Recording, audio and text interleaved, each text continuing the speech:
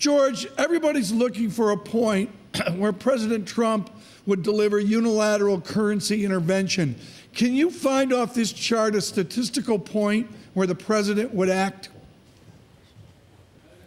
Well, that's a great chart that we used in some recent research as well. And historically, when you exceed that 20% overvaluation level in the dollar, which you have, you do tend to get intervention. You mentioned the Plaza Accord, the Louvre, then the Euro defense. But what I think is interesting this time round is because no one wants to accept a strong currency, it's very unlikely you get coordinated intervention. And the problem with one-sided intervention is it rarely works, which is why our view is that the risks aren't around intervention itself, right, but that you shift into next year into what we have termed capital wars, whereby the US is no longer just focusing on trade, but is thinking about taxing capital inflows to stop a strengthening dollar. And indeed, there's a bill that's been submitted in the Senate which tries to do just that.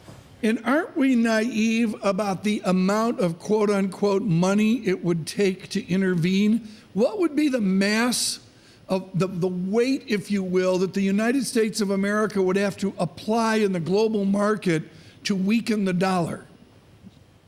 Well, there's huge constraints around intervention. Obviously, the FX market is the world's most liquid, 5 trillion turnover a day. The Treasury itself is constrained in terms of the size of the pool. The Fed would have to agree to make it more effective. But that's precisely the reason why I think the risks are we don't have the typical intervention, but we have an environment where perhaps there is a new discussion in the US, for instance, around raising withholding tax on coupons, on treasuries. So at the moment, if you're an American and you own treasuries, you get taxed. But if you're a foreigner, that tax is at zero. It was removed in 1984. So why not tax foreigners who own treasuries? And it would be equivalent to the Fed cutting rates. So if it'd be pretty punchy. If President Trump wants lower interest rates, if he wants to get the Fed to lower rates, all he has to do is raise that withholding tax, for example, on interest income to foreigners, and that would weaken the dollar. But that's a tax on China. Well, exactly. But that's pretty. Again, isn't that like taking a bazooka? Well, I think this is the point, that if you look at the moment at the impact of the trade war, it's not working because it's leading to a stronger dollar. It's really hurting the manufacturing sector, which is precisely the area of the economy it's meant to defend. If you look at payrolls, you're seeing a weakening of the creation of manufacturing jobs. Now, if you shift to a capital war whereby you're taxing foreigners and having a weaker dollar, politically, it's actually not that bad. It's exactly as you say, you're taxing China as opposed to taxing US consumers.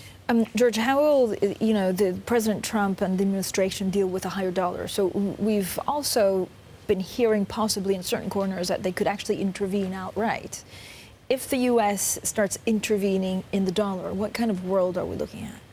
Well, verbal intervention is, of course, already happening. If they do start intervening directly in the market, it's not that unusual in the sense that the US used to be very activist in the early 1990s, late 1980s. Both the Clinton administrations, as well as previous ones, were very active in the FX market. But I don't think it will be that effective, especially if it's unilateral. While in contrast, if they start talking about capital inflows, discouraging capital inflows, that may end up being a lot more effective.